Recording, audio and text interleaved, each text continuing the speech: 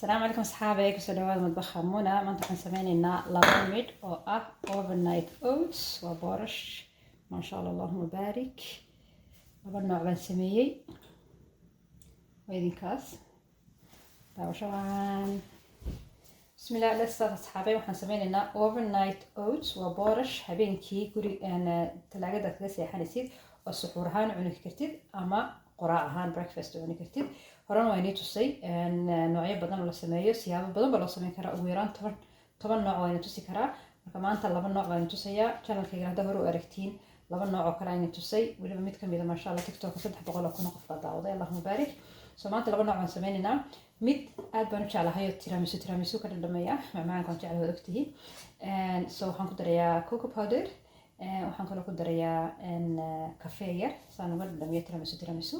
laakiin saa doontaad u sameyn kartaa. anu ID baan siinaya insha Allah, waxaad doontid baa isticmaali kartiin. cinnamon powder maxaa la yihahdaa, qorofalkana waan ku darayaa. maple syrup waan ku darayaa. vanilla sugar waan ku darayaa. vanilla extract waan ku darayaa. iyo maxaa la yihahdaa yogurt, zabadi, boorash. fruitka maanta keenana waxa weeye strawberry iyo blueberry. So let's go. haladan yar baan soo iibiyey, waa glass. saa inii sheegaan waxyaabaha wax ka dhadhamaada ayaan isticmaalaa, laakiin labadan waan soo iibiyey. waxaan rabaa boorash keliya inaan ugu talagalo, waxyaabo kale ku isticmaalin. so waxa yar qurux badan sidoo kale waan ka helaa. so let's go. bismillah. mid kasta waxaan ku daraynaa koob barkii oo ah boorash.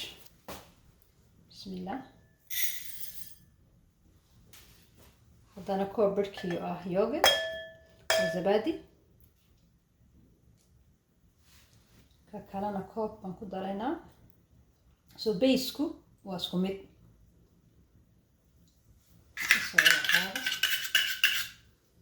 baseku waa isku mid. waxa aan ku bilaabayna waa isku wada mid kasta waxaan ku daraynaa 2 malgacdood oo shea seed ah.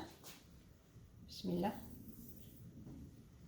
ka kalena kow iyo 2 haaf caano ah. kana haaf caano ah. waxaan ku darayaa malgacad 2 malgacadood oo maple syrup ah. bismillah. kana 2 ku daraynaa. marka 4 shay bay marka hore ka siman yihiin. kii labaad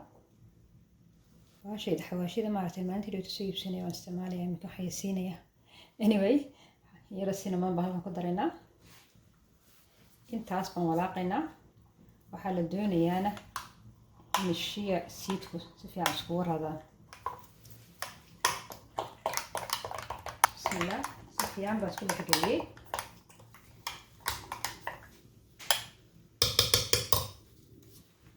kana wuxuu kaga duwan yahay, waxaan ku darayaa in yaroo cocoa powder ah, kakaawdi, iyo malgacad yar oo vanilya ah.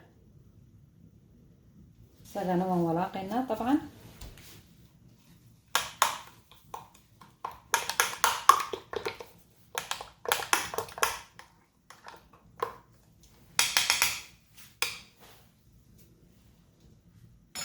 waxaan kan ku darayaa in yaroo kafeeya.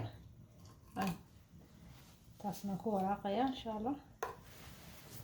waa kii tiramisuda ahaa kan.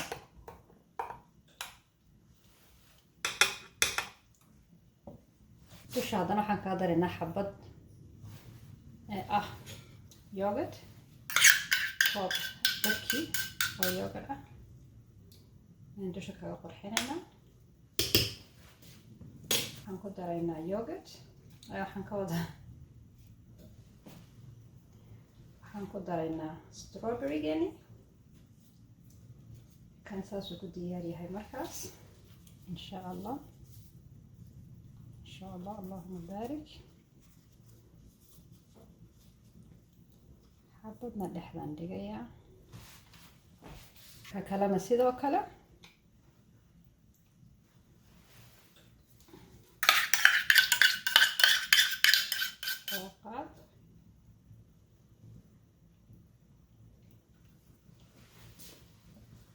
labaadna dusha waxaan kaga daraynaa blueberries.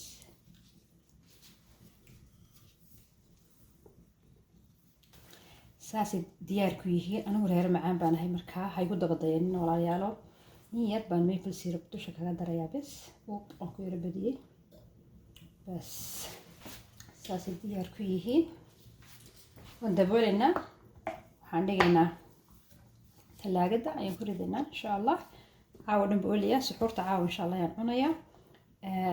midna waan ku afurayaa, afurka yani intaan cunto culus cunin baan saga cunayaa, soo tukanayaa kadibna cunto cunayaa. wakaas halkaas laakiin warqad waa ku qori kartaa haddaad doonaysiin. halkan waxaan ku qorayaa anun baas fahmaya kolley. strawberry baan qorayaa, strawberry overnight oats. kana blueberry overnight oats. maanta bishu waa maxay? waa 18 November. kolley beri baan cunaya insha allah, laakiin taariikhdaas ku qori kartaa si haddii aad ilowdid ama wax kala saahdid ama suxuurtu kaa tagto aad u ogaatay xilligaad samaysay insha allah. allahuma baarik. ka sheekeeya asxaabay dabaydinkaas بالصحة والعافية. اللهم بلغنا رمضان. السلام عليكم ورحمة الله وبركاته.